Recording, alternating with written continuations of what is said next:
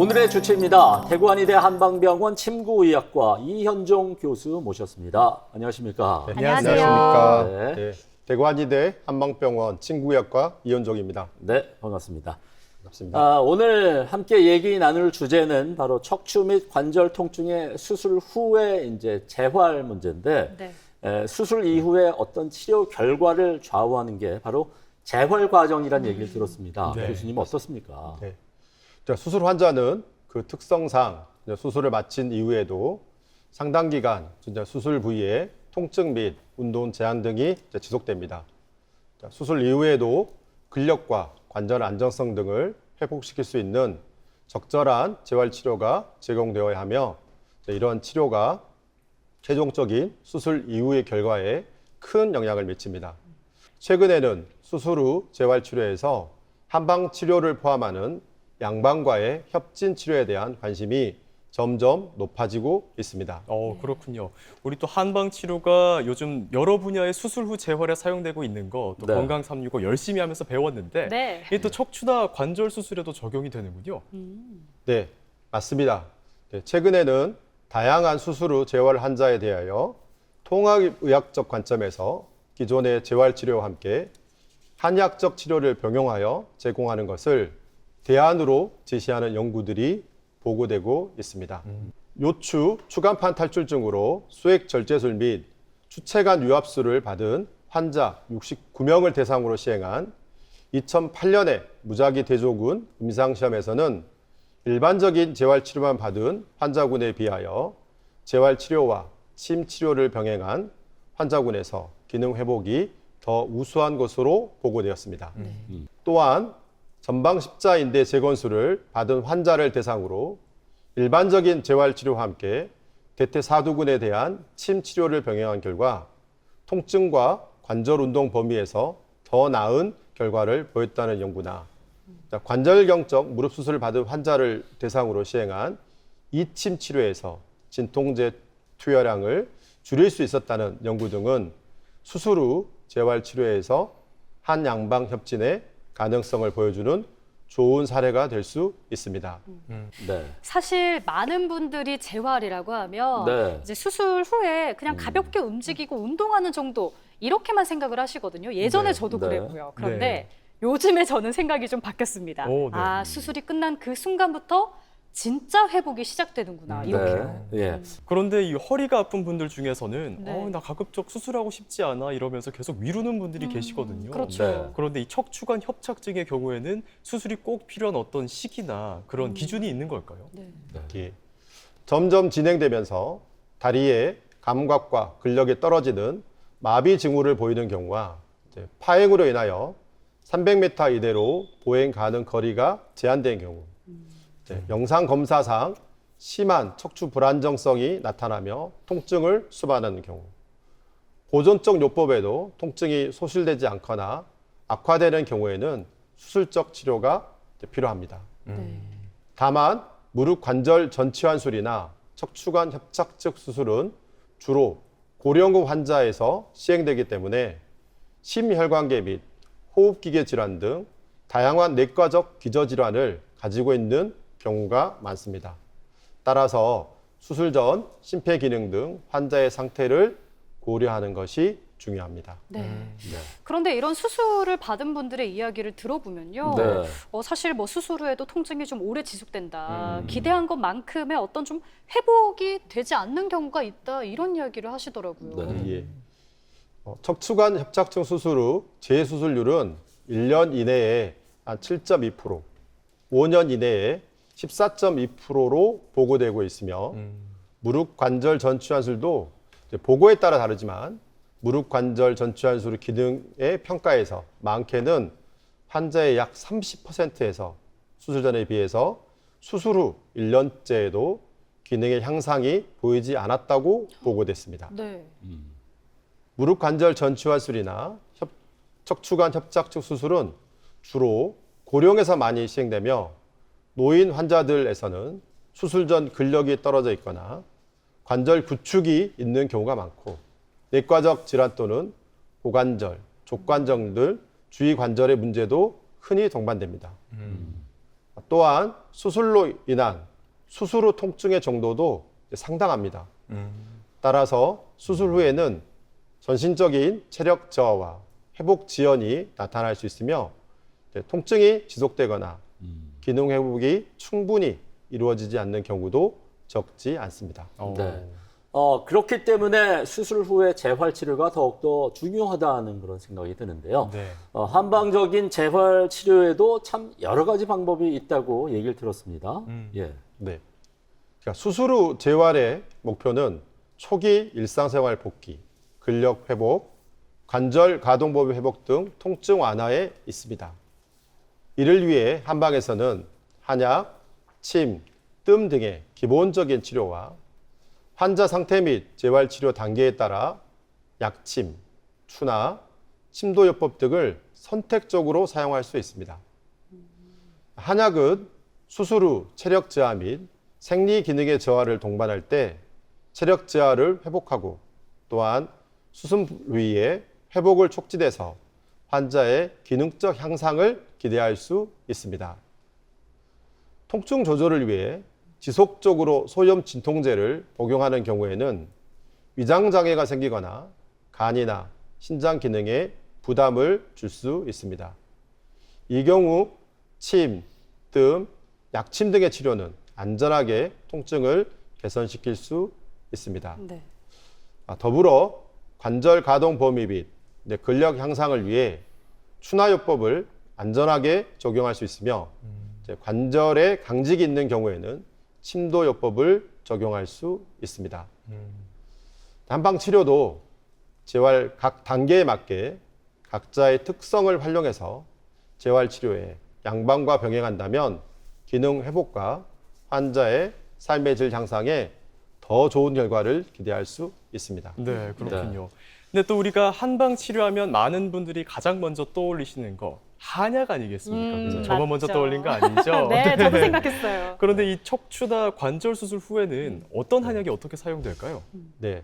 수술 시기에 따라 초기 혹은 통증이 지속되거나 재발한 환자의 빠른 회복을 도모하기 위해서 수술 후 발생한 어혈을 풀어주고 강직된 근육을 이완하며 진통시키는 한약과 중기 또는 회복기에는 근육이나 뼈를 튼튼하게 하거나 체력을 회복하는 한약을 사용할 수 있습니다.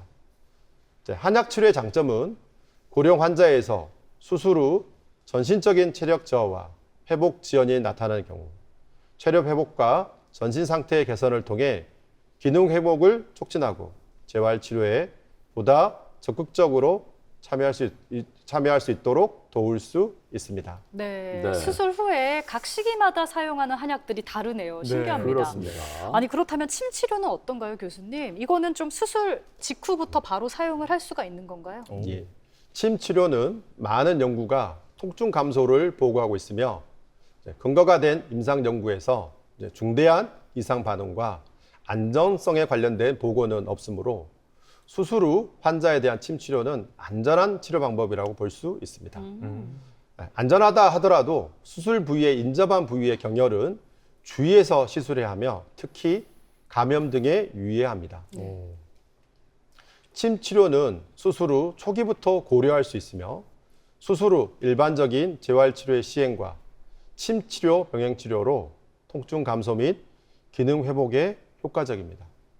더불어 침 치료의 효과를 높이기 위해 전침 치료를 병행해서 시행할 수 있습니다.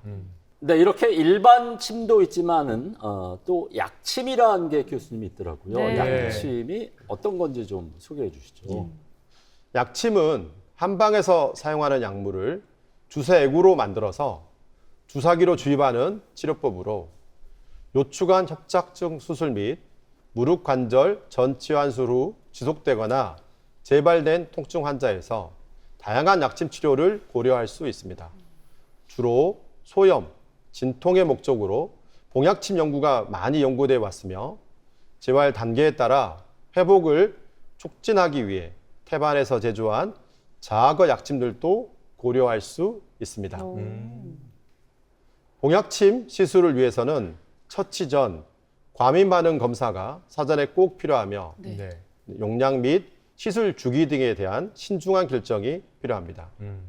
자, 수술 후 수술 부위의 인접한 경혈은 주의하여 시술해야 하며 감염 등은 유의해야 합니다. 그렇군요. 또 축구를 살아가는 축구인으로서 네. 이 약침은 제가 또 잘 알고 있죠. 그만큼 또 제가 살아가는 게 네. 추나요법이거든요. 네. 이 추나요법 같은 경우에는 이 척추다 무릎 수술 받은 분들에게 각각 어떻게 적용되는지 알려주시면 좋겠습니다. 네. 네. 자, 척추관 협착증과 무릎 관절의 수술 후 재활 환자에서 추나 치료근은 통증 감소 및 기능 개선이 이제 보고됐습니다.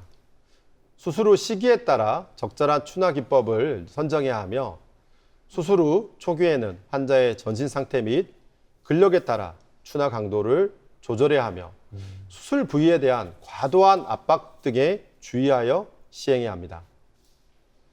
척추관 협착증 수술 후 재활 환자에게 척추부 통증 및 하주 통증 치료를 위하여 요추 주변 경혈, 근육에 대한 압박 기법 및 요추부 근육에 대한 근막 기법과 신형 기법 등의 추나 기법을 시행할 수 있으며 필요한 경우에는 주변 부위인 골반 및 경흉추부에 대한 추나 기법이 시행될 수 있습니다. 무릎 관절 전 치환술 후 재활 치료의 과정에서 무릎 관절 주변 경혈과 근육에 대한 압박 기법, 하지부 근육과 슬관절 주변 인대에 대한 근막 기법, 하지부 관절 가동 기법 등의 추나 기법들을 시행할 수 있습니다. 수술 후 초기에는 관절 가동 범위에 증가에 중점을 두고 회복에는 하지부의 슬개근, 대퇴사두근, 비복근에 대한 근막 기법과 고관절 및 족관절에 대한 관절 가동술 등을 활용할 수 있습니다. 네.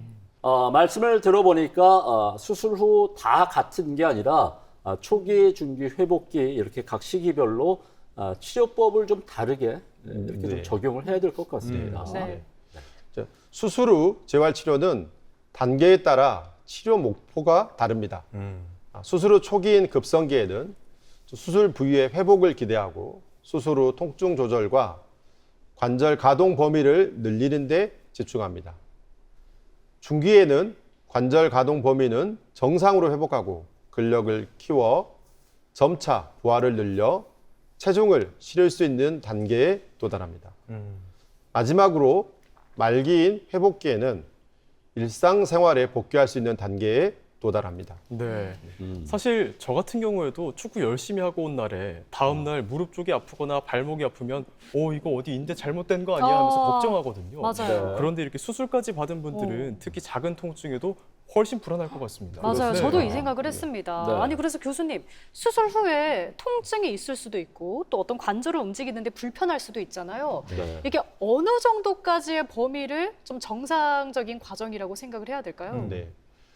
수술 후 나타나는 통증과 관절 움직임의 불편함은 회복 과정에서 자연스러운 반응이지만 그 시기별 양상과 통증의 성격에 따라 다릅니다. 다만 일반적으로 시간이 지날수록 전체적인 통증의 강도가 점진적으로 감소하고 관절 가동 범위가 늘어난 양상을 보입니다. 네. 또한 운동이나 재활 치료 후 통증이나 부종이 느껴지더라도 휴식과 찜질 등을 통해 회복되는 것을 정상적인 회복 과정이라고 볼 수 있습니다. 네. 또 우리 몸의 허리는 우리 몸의 기둥 아니겠습니까? 맞아요. 그래서 맞습니다. 그만큼 최대한 일상생활에 무리가 가지 않도록 잘 회복하고 재활하는 그런 과정이 참 중요한데 척추관 협착증 수술한 다음에 재활 프로그램 같은 게 따로 있을까요? 예. 자, 일반적으로 수술 환자들에 대한 재활 프로그램은 환자에 대한 교육, 그다음에 운동, 보행 프로그램 등으로 나누어 볼 수 있습니다. 네. 수술 직후에는 수술 부위 안정화를 위한 침상 안정과 침상 안정 중에 근력 약화 방지를 위한 우리 등척성 운동을 시행합니다. 단 수술 부위의 악화를 방지하기 위해 관절 가동 범위를 늘리는 운동은 제한합니다. 상처가 유합되면 점진적으로 활동량을 늘려갑니다. 특히 척추 수술의 경우 비교적 초기부터 보조기를 착용한 상태에서 보행 운동이 권장됩니다. 그 이후에 일상생활 동작 훈련을 병행해서 최종적으로는 정상적인 생활에 복귀할 수 있도록 돕습니다. 정말 체계적인 프로그램이 잘 짜여 있었네요. 그러니까요. 그렇다면 이 무릎 관절 수술 후에는 조금 어떨까요? 이 수술 후에니까 무리하지 않고 푹 쉬는 게 좋을지 아니면 재활 운동할 때 특별히 주의해야 할 점이 있을지 궁금합니다. 네. 네. 무릎 관절 수술 후의 재활은 이제 무리한 움직임을 무조건 피하기보다는 재활 단계에 따라 관절 가동 범위를 개선하고 근력을 강화해 일상생활에 복귀하는 것이 핵심입니다. 자, 수술 후 초기 일주 급성기에는 수술 부위의 회복을 도모하고 염증과 부종을 줄이고 관절 가동 범위는 조금씩 늘리는 단계입니다. 자, 수술 후 2주에서 8주까지는 관절 가동 범위를 최대화하고 하지의 근력을 강화시키는 단계로 보행과 균형 장애를 최소화하며 기능적 독립을 얻고자 합니다. 수술 후 9에서 16주에는 정상적인 동작 패턴으로 일상생활에 복귀하는 것을 목표로 하는데요. 각 단계에서도 무릎 관절의 회복이 지속적으로 이루어지므로 재활치료 중 통증의 정도와 부종은 면밀히 관찰해야 합니다. 네, 근데 사실 관절 수술의 경우에 이제 환자들이 네. 고령인 분들이 더 많잖아요. 그러다 보니까 아무래도 젊은 환자들보다는 수술 후 회복에 조금 더 신경을 써야 할 것 같습니다. 네, 그렇습니다. 관절 수술을 받는 환자 중에는 고령인 경우가 많으며 연령이 높을수록 수술 후 회복 과정에서 더욱 세심한 주의와 관리가 필요합니다. 자, 환자의 상태에 맞게 재활 치료를 적용하며 재활 각 단계에서 양방의 통증 조절 및 재활 치료와 함께 한방 치료를 병행할 때 더 나은 치료 결과를 기대할 수 있을 것 같습니다. 네. 네. 그런데 척추 수술을 받은 다음에 결과가 좋으면 좋은데 다시 통증이 나타나거나 재수술이 필요한 경우도 참 많이 있다는 그런 얘기를 들었습니다. 네. 이런 재활 과정에서 이런 그 수술 후에 안 좋은 점들 이런 것들을 좀 극복할 수 있는 그런 위험을 좀 줄일 수 있을까요? 네. 수술은 잘 됐는데 계속 아프다거나 다시 통증이 생기는 경우를 이제 종종 볼 수 있는데요. 네. 자, 수술 부위와 방법에 따른 체계적인 재활 치료와 단계별 관리는 수술 부위의 통증을 줄이고 근력을 키워 기능 회복을 촉진하기 때문에 불필요한 재수술이나 만성 통증으로 이어질 수 있는 위험을 줄이는데 중요한 역할을 합니다. 네. 네. 그럼 교수님, 척추나 관절 수술 후에 이제 재활 과정에서 환자가 꼭 지켜야 할 원칙 이런 게 있을까요? 네. 수술 후 회복 과정은 각 단계별로 세분화되어 있지만 일률적으로 적용할 수는 없습니다. 환자의 상태에 따라 허용되는 범위가 다를 수 있는데요. 재활 과정에서 필연적으로 통증과 부종이 생길 수밖에 없습니다. 통증과 부종이 반복된다고 실망하기보다는 통증과 부종의 정도를 관찰해서 적절히 강도를 조절하고 꾸준히 하는 것이 중요할 것 같습니다. 네, 그렇군요. 네. 그런데 또 우리 어르신들 중에서는 원래 나이 들면 다 아픈 거다 하고 이제 이 치료를 미루시는 분들도 계시고 네. 반대로 빨리 나아야 된다는 마음에 조금 무리해서 걷거나 운동하시는 분들도 있거든요. 맞아요. 네. 그렇습니다. 근데 여러분 이제는 그러지 마시고요. 네. 내 몸의 속도에 맞춰서 꾸준히 재활하시면서 잘 네. 회복하시면 좋겠습니다. 그렇습니다. 네. 마지막으로 척추나 관절 수술을 앞두고 계신 분들 그리고 지금 재활 치료를 한창 받고 있는 분들을 위해서 당부의 말씀을 좀 부탁을 드리겠습니다. 네. 네. 척추나 관절 수술을 받으시는 분들 중에는 고령 환자뿐만 아니라 장기간의 재활 치료로 체력 및 생리기능 저하를 동반하기 쉽습니다. 이런 경우에는 한약을 통해 체력을 회복하고 수술 부위의 회복을 촉진하며 침, 뜸, 약침, 추나, 침도요법 등의 한방 치료를 통해 안전하게 통증을 줄이고 관절 가동 범위를 개선시키는 데 도움이 됩니다. 각 치료법의 특성을 살려 한방과 양방을 조화롭게 병행한다면 수술 후 빠른 기능 회복은 물론이고 환자분의 삶의 질을 높이는 긍정적인 결과를 기대할 수 있습니다. 네. 네. 네, 오늘은 이렇게 척추와 관절 통증 그리고 수술 후의 재활에 대해서 함께 알아봤습니다. 수술을 받았거나 또는 앞두고 계신 분들 자신에게 맞는 치료법과 적절한 그런 재활 계획으로 건강한 일상 되찾으시길 바라겠습니다. 오늘 도움 말씀에 대구 한의대 한방병원 침구의학과 이현종 교수께서 수고해 주셨습니다. 좋은 말씀 감사드립니다. 네, 고맙습니다. 네. 그리고 두 분도 수고 많았습니다. 건강하세요. 네. TBC 클리닉 건강 365 저희는 다음 주 이 시간 다시 여러분 찾아뵙겠습니다. 고맙습니다.